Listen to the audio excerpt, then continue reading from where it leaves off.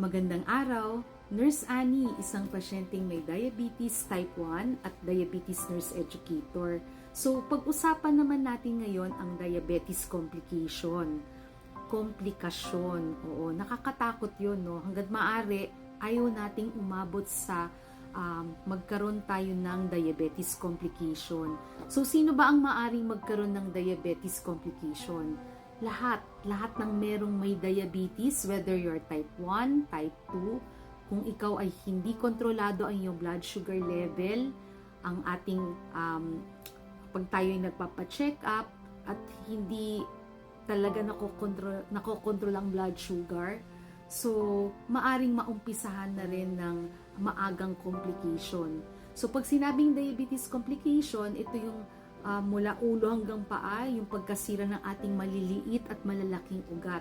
Kaya meron tayong tinatawag na microvascular complication, yung mga maliliit na ugat na nasa ating mata, yung tinatawag na diabetes retinopathy o yung pagkabulag. So maaring nag-uumpisa yan sa pagmataas ang blood sugar level, nanlalabo ang mata, maaring ikaw ay magkaroon din ng katarata, glaucoma, at wag naman sanang mapunta sa pagkabulag. So, have yourself check sa isang ophthalmologist, no? Pangalawa, meron din yung diabetic kidney disease, yung tinatawag na nephropathy, yung pagkasira sa bato, no?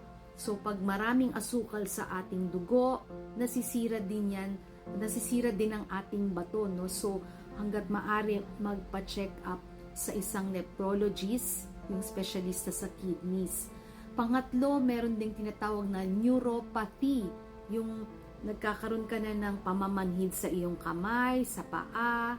Okay, so yun din, kailangan mo magpa-check up sa isang neurologist. Siya ang specialista for the neuropathy na complication. And then, sa macrovascular, yung malalaking ugat, maaari kang magkaroon ng stroke o kaya yung ating heart disease.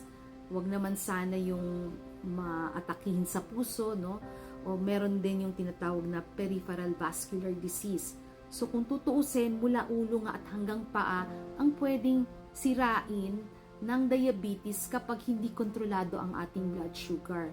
So ang aking paalala lang, hanggat maaari, everyday tayo ay kumain ng balanse, yung masustansyang pagkain. Pangalawa, inumin natin ang ating mga gamot, yung ating maintenance medication. Huwag natin tong ititigil hanggat hindi sinabi ng ating mga doktor. Pangatlo, mag-ehersisyo. So yun lang, no? So yun lang sa muli, at si Nurse Annie po ulit ito. Lagi kong sinasabi sa inyo ay mag-ingat at magpa-check up kay doktor. Salamat!